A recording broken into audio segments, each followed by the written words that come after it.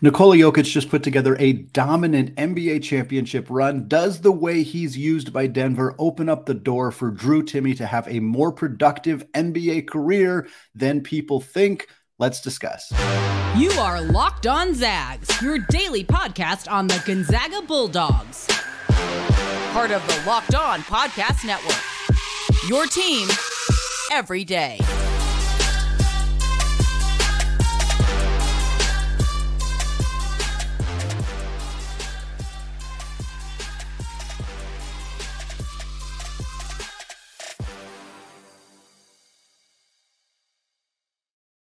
What is up? Welcome into the Locked On Zags podcast, part of the Locked On Podcast Network, your team every day. I'm your host and longtime Gonzaga podcaster, Andy Patton, here to bring you news and updates on all things Zag athletics.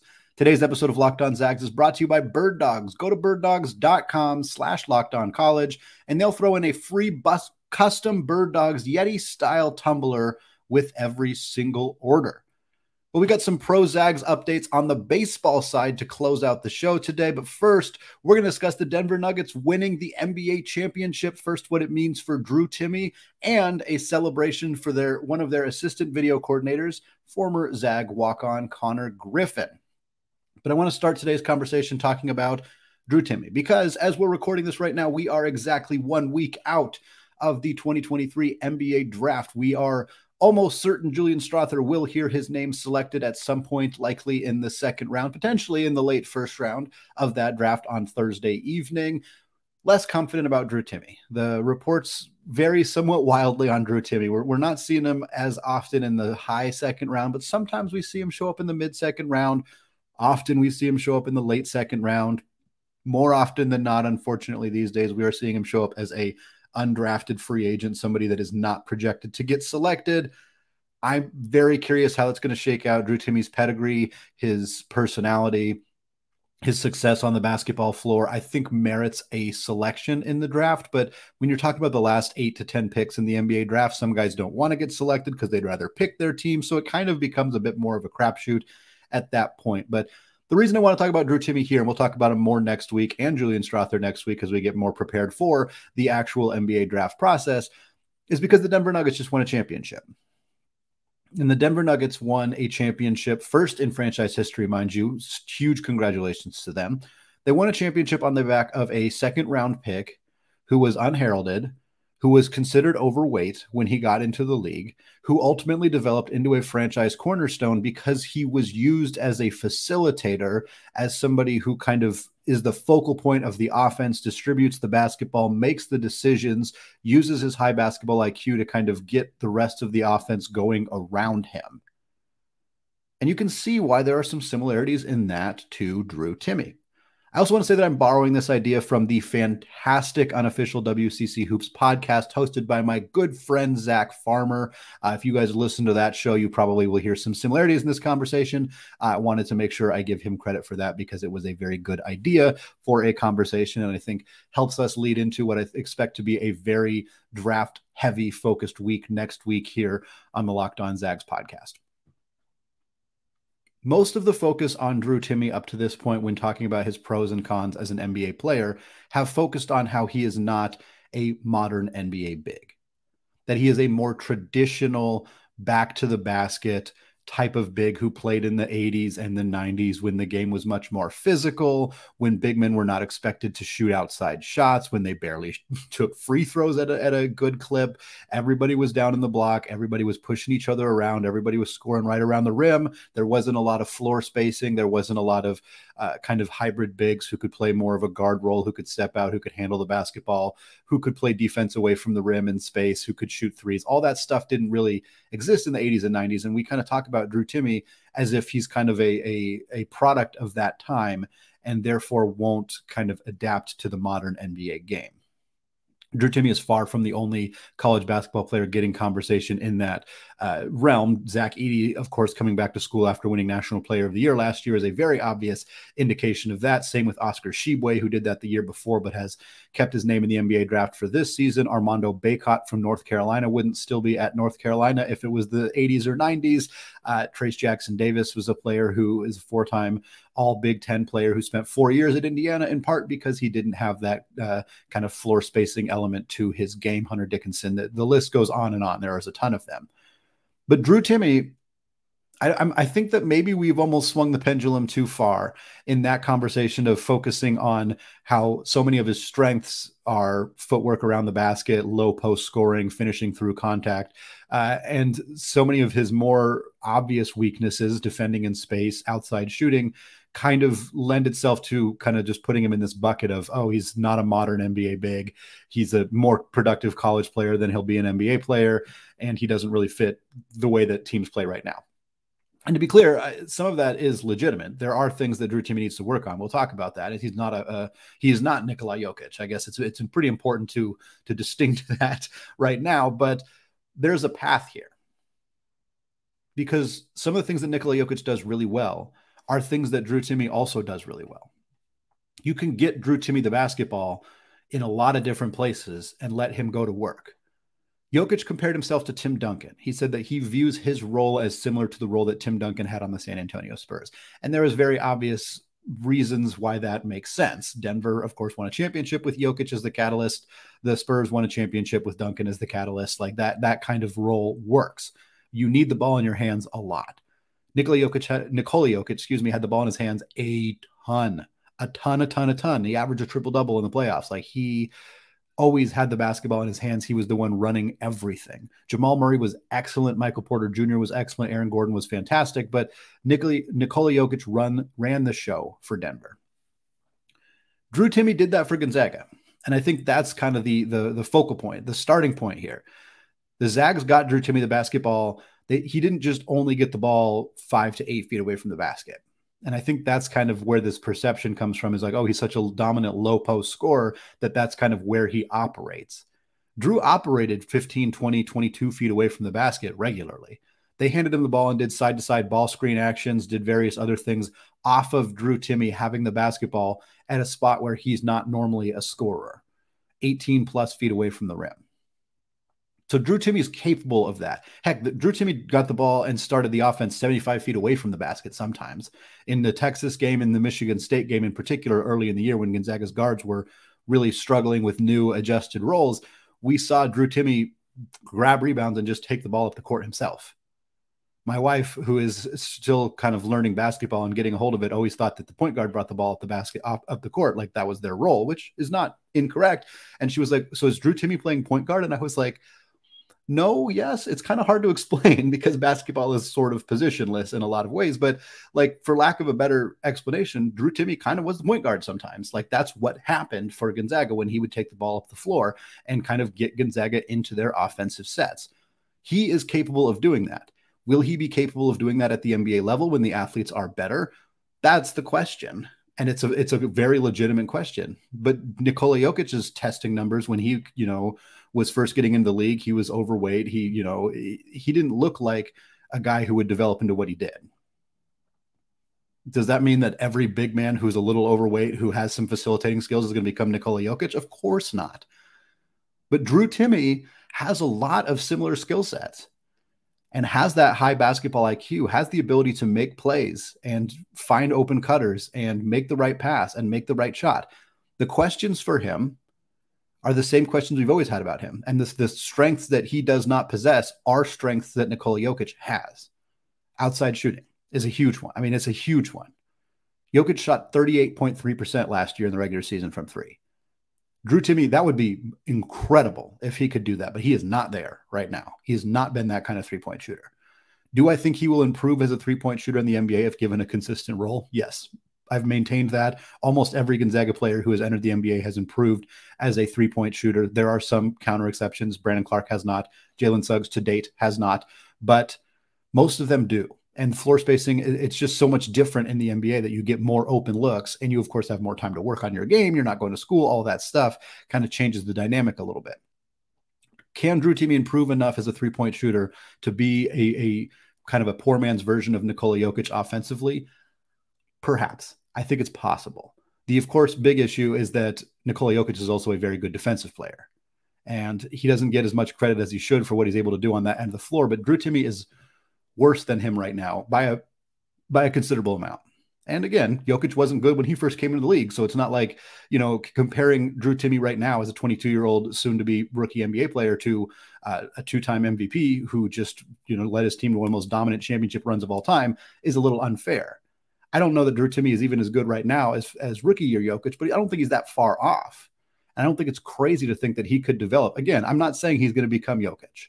I don't think that that's fair to put on anybody because Jokic is trending towards being one of the 15, 20 greatest players of all time in this sport if he's not there already. Conversation for another time. But Drew Timme's skill set isn't as much of a mismatch for the modern NBA as I believe many people are making it out to be. And I think scouts are going to start to see that with him and look at his game and look at his skills and his strengths and say, yeah, there are weaknesses. We're not going to take him in the top 20, top 30, probably not even top 40.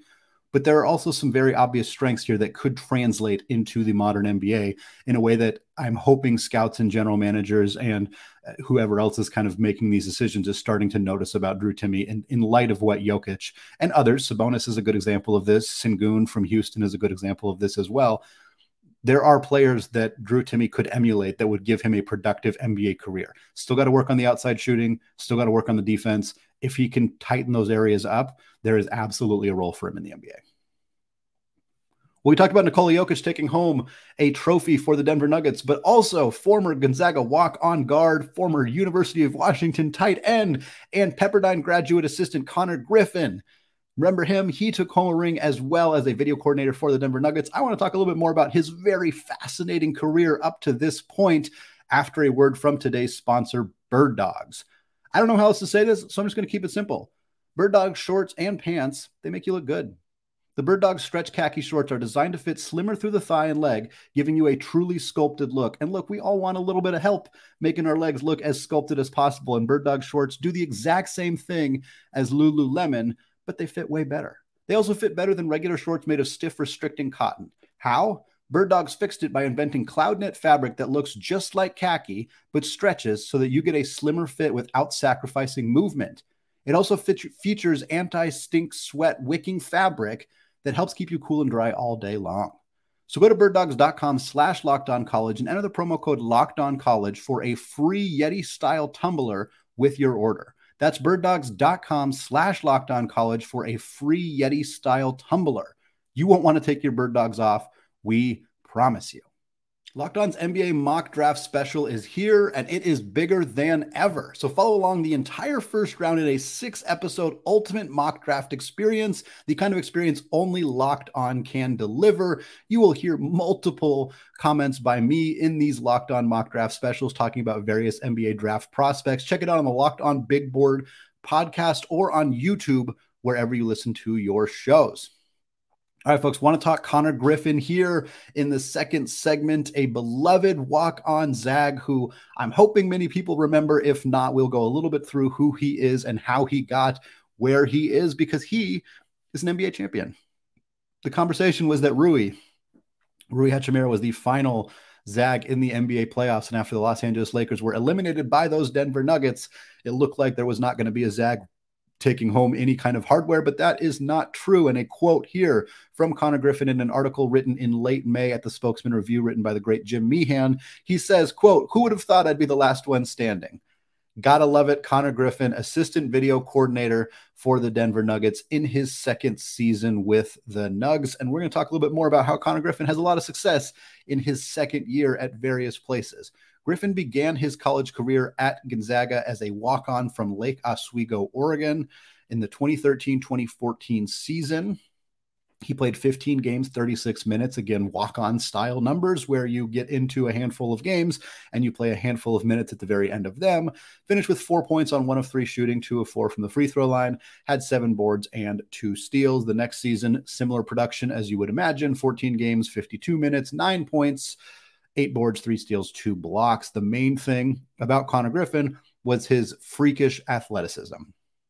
6'4" walk-on guard who could jump out of the dang gym. He tried to cram on people constantly when he was a walk-on.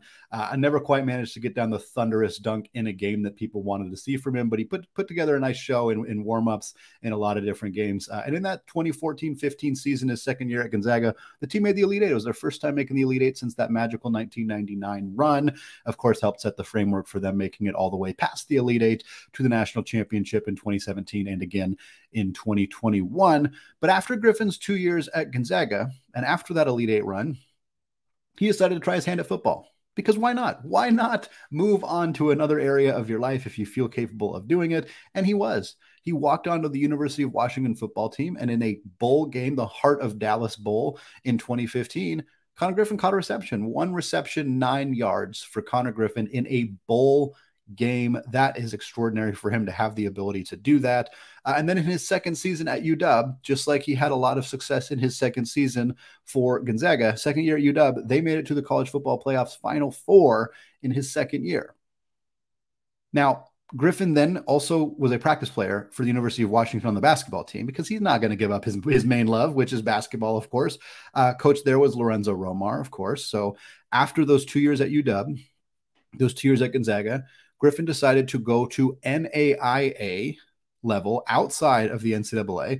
He transferred to Vanguard, an NAIA school in California, and just proved to all of us what we have generally known for the most part, which is walk-on caliber players at the Division I level are going to be really, really good at lower levels. Will Graves dominated for Southern Oregon last year, in case you did not see that. Connor Griffin at the NAIA level at Vanguard, 16.7 rebounds, earned all Golden State Athletic Conference honors.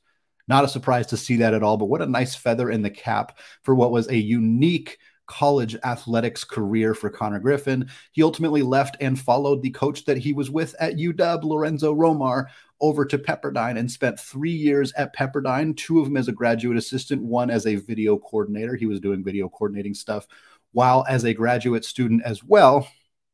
And then he decided to parlay that into a professional career, and he got a job with, drumroll, the Denver Nuggets as an assistant video coordinator. In his first year, they had a very successful season, losing to the Golden State Warriors in the NBA playoffs. In his second year, just like Gonzaga going to the Elite Eight, just like UW going to the college football playoff, the Denver Nuggets won the whole dang thing. Incredible for Connor Griffin to be a part of that. He went semi-viral in a video where Nikola Jokic was giving him a hug, and everybody started texting him like, was that you? Was that you? Was that you? Which is just a really cool moment for him. In terms of what he does for them as a video coordinator is a little bit vague. There's another quote here from Jim Meehan's article at The Spokesman that just says, Griffin knows all about working ahead. He travels with the team and typically prepares video clips of future opponents for the coaching staff. I know it also mentioned that he does a lot of their college basketball scouting as well. So video clips for guys they may potentially select in this upcoming NBA draft. Griffin also mentioned in the article that he would like to be a coach and that he's looking at being a coach at the collegiate level, like so many other Zags before him, like Rem Bakamis, his teammate for many years, or for at least 2 years at Gonzaga. Of course, Gary Bell, who's now an assistant coach at Northern Arizona. Kyle Bankhead, associate head coach at San Francisco. Of course, we mentioned Rem, director of player development at Arizona with Tommy Lloyd. And it's kind of fun to see Connor doing it a different way. These guys all kind of got GAs on a college bench, like Bell, like Rem, like they all did basically. And then they started working their way into smaller roles, assistant coaches at mid-major schools, moving up the chain to kind of eventually get into that realm as a potential head coach at the collegiate level. Griffin's going a completely different route, going a video coordinator route in the NBA with the Denver Nuggets. Very cool to see that not all of the players who leave Gonzaga, who want to go into that field, who want to be a part of the basketball coaching ranks, are doing it the exact same way. It's just kind of a fun story for Connor Griffin. And what a story for him. 28-year-old kid who has been in an Elite Eight, been in a bowl game, and now won an NBA championship. Like that is an extraordinary career for somebody in the sports media world, or in the sports world in general, not media. And it's really cool to see a Zag kind of have that kind of accomplishment. I'm really happy for him. I'm happy for the Denver Nuggets. They're not necessarily my team. Of course, I'm a Portland Trailblazers fan. I've not hidden that on this podcast, but it's really cool to see Connor get an opportunity to kind of do a lot of different things in his career. I mean, to be the team leader, scoring 16 points per game at the college level. Yes, it was NIAA, but still, to be a walk-on for an elite program, to be a football. I mean, it's just a very unique set. It's kind of Dimitri Goodson-esque Of course, Dimitri Goodson hit a game-winning shot for Gonzaga in the NCAA tournament, and then also played in a bowl game for Baylor as the defensive back, got drafted in the NFL draft. Like, some guys just have these weird, unique careers. Ira Brown was a minor league baseball player before he even committed to Gonzaga. Like, sometimes, you know, they're not all single sport guys. And it's cool to see Connor have had those different experiences, but now be kind of at the pinnacle of where you can reach as a video coordinator at the NBA level. Well, we are going to switch gears talking about multiple different sports. So we're going to switch gears here and talk about baseball to close out the show. A pair of Zags who were drafted last year were both recently promoted within the minor leagues. More on those guys and the rest of that excellent 2022 draft class for the Zags coming up right after this. All right, folks, closing out the show here, talking a little baseball. It's the summer, right? It's mid-June. That is baseball season, without a doubt. And we're going to talk about two players from that 2022 MLB draft class. Of course, the Zags had 4 players selected in that class. We're going to talk about the 2 guys who were recently promoted and kind of give an update on the other guys as well. The big story, Gabriel Hughes. Gabriel Hughes, the 10th overall player selected in that 2022 MLB draft by the Colorado Rockies. He began his professional baseball career this year with the Spokane Indians, and a lot of people in Spokane got a chance to see him pitch after having seen him for many years at Gonzaga. Very cool opportunity. I was looking forward to getting a chance to see him in Hillsboro with the Hops. Was planning on going to the game with the host of the Locked On Blazers podcast, Mike Richmond, who is a Colorado Rockies fan. It was a fun event planned. We were looking forward to it. Right before he was scheduled to pitch in Hillsboro, 10 minutes from where I live, mind you, Gabriel Hughes got promoted. And I am so happy for him. I wish the timing was different. I will not lie about that, but I'm very happy for him. He was promoted from the Spokane Indians to the Double-A Hartford Yard Goats. For a guy who's been in the major leagues or been in the professional ranks for about a year to already be at the Double-A level is an indication of how much Colorado is excited about this kid, how aggressive they're being promoting him, some really good enthusiasm around him and what he can bring to Colorado. Now, his numbers in Spokane were not great, and part of that is just that the high A environment in that Northwest League, where Eugene is, where Hillsboro is, where Spokane is, all those teams, it's a pretty hitter-friendly environment. And so when you see an ERA for him, which his ERA was 5.50 in 8 starts, that's not a great ERA, but he struck out 54 players in 37 innings, which is elite. That would be elite in the major leagues. It is elite at every single level of baseball. He also only walked 15 in those 37 innings. A 54-15 strikeout to walk ratio is nothing short of excellent. The 5.50 ERA is not good. That was in 8 starts. He had a 4-3 record. ERA stuff, there's some small sample size kind of noise there. It's not necessarily a perfect indication of how well he has pitched. The strikeout to walk ratio, I think, tells a different story of a pitcher who is simply dominating the competition at this level. Hughes already has 2 starts with Hartford under his belt. They have not gone particularly well. 0-1 with a 13.5 ERA in those 2 games, 8 strikeouts, 6 walks in 8.2 innings. But I am very confident that his performance will continue to improve as he gets used to Double-A pitching, or Double-A hitting, and kind of just adjust to that competition level. Colorado got themselves a really, really good one in Gabriel Hughes, and I'm excited to continue to track his career, even if he's probably not going to be playing 10 minutes from my house anytime soon. William Kempner, 3rd-round pick for the San Francisco Giants, a really, really talented player for Gonzaga. He was kind of their Sunday starter during that 2022 season for the Zags. He was promoted from Single-A San Jose to High-A Eugene.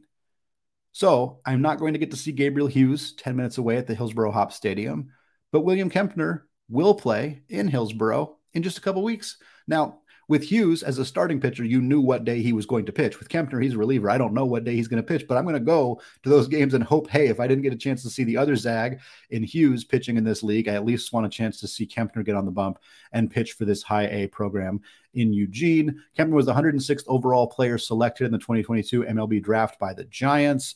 He played 14 games at the San Jose level.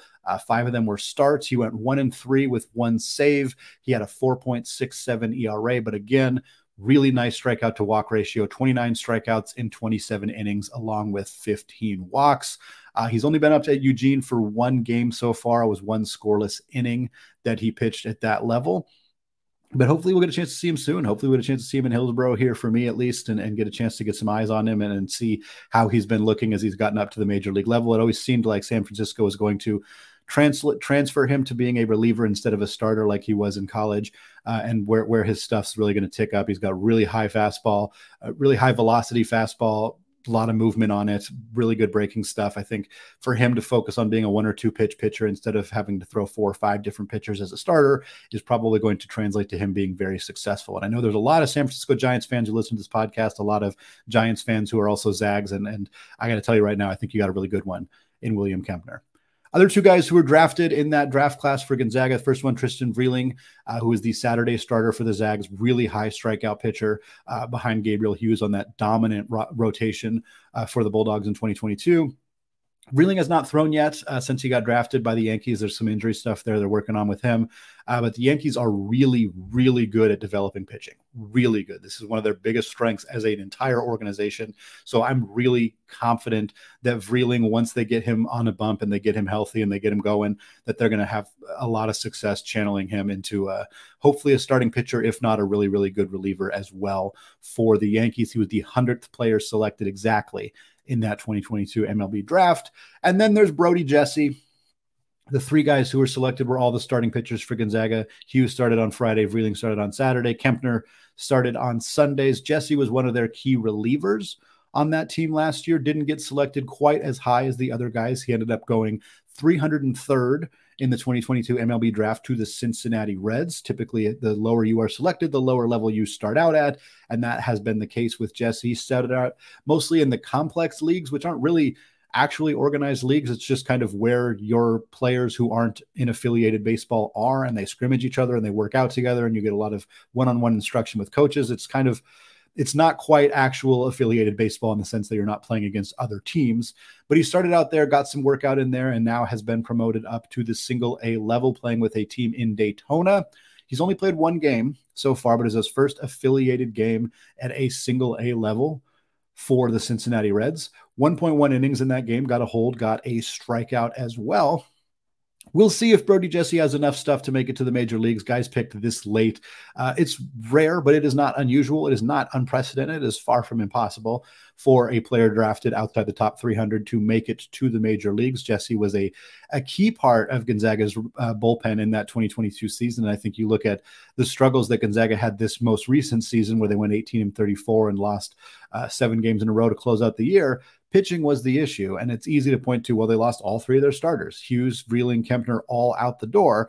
And yeah, that was a big part of it, but I think losing a key shutdown reliever in Brody Jesse didn't help either, because the bullpen really struggled. And part of that is because many of the best bullpen pitchers from last year got bumped up into the starting lineup, like Owen Wild and like Jacob Rutherford. So you lose a couple of your key bullpen pieces to the starting rotation, and you also lose a key bullpen piece in Brody Jesse to the major leagues or to the professional ranks. And suddenly you're left with not the caliber of bullpen that you had the year before. And that showed this year in what was a struggle of a season for the Gonzaga baseball team in 2023. They'll be back. I'm very confident they'll be back, and we'll continue to update what's going on with the baseball program throughout the offseason as we hear updates on the transfer portal and whatnot. But for the professional guys, I'm very excited to continue to track this class. We'll continue to look at the 2021 class, which features a lot of great players. Alec Jacob is on the cusp of making his major league debut for the San Diego Padres. Ernie Ake has had a solid career as well in Minnesota. We'll continue to get you updated on those guys throughout the offseason. I like getting a chance to, in these kind of third segments, to swing it over to baseball, for lack of a better word, and kind of talk about those guys as we continue to see more and more Zags getting into the professional ranks at the baseball level. All right, that is going to do it for me today. Thank you so much, everybody, for taking time out of the day to listen to the show, whether it's your first time, 10th time, 100th time, whether you are one of the everyday listeners that we love and respect so much. Thank you, all of you. Again, check out the show on YouTube if you have not done so yet. We got a new fun graphics package to check out on the show. You can hit that subscribe button as well. Find us on any other podcast platform, leave a review on iTunes, all that good stuff. We got more coming your way next week leading into the NBA draft, so don't miss out. Thank you all for listening. And of course, as always, go Zags.